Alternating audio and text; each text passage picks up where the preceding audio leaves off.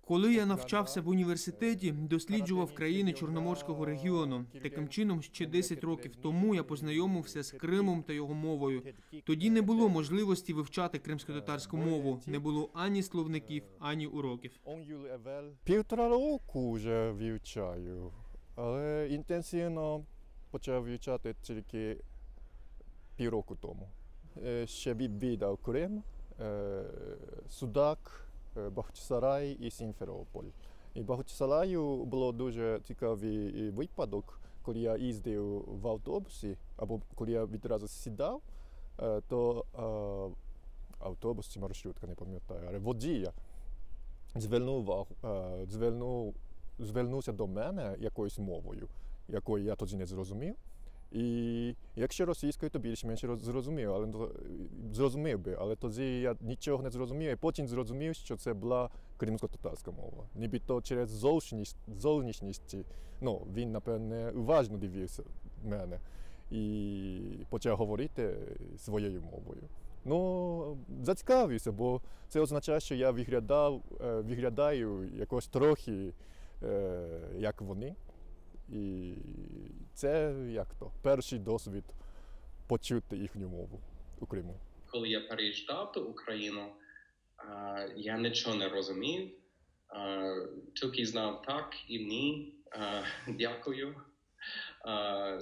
І що купити продукти, щоб сплатити комунальні послуги, це треба знати більше, ніж так і ні. Тому я вивчив з приватний викладачка 3 рази в тиждень, і теж на літо ходив до Український католицький університет. У мене це дуже важливо, що люди розуміють мене, бо я сам закінчився університет англійської мови, писання та лінгвістики.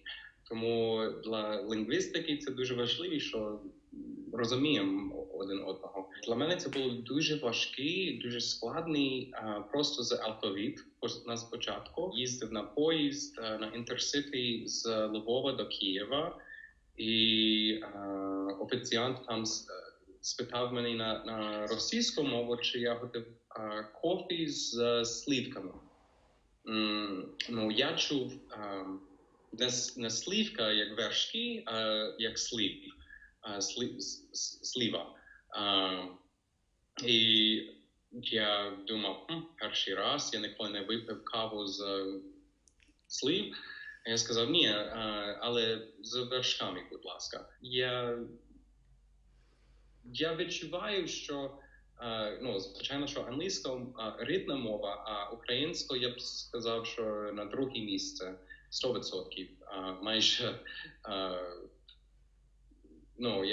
як я кажу до всіх людей, друзі, колеги, паспорт каже, що я американець, а душа каже, що я українець.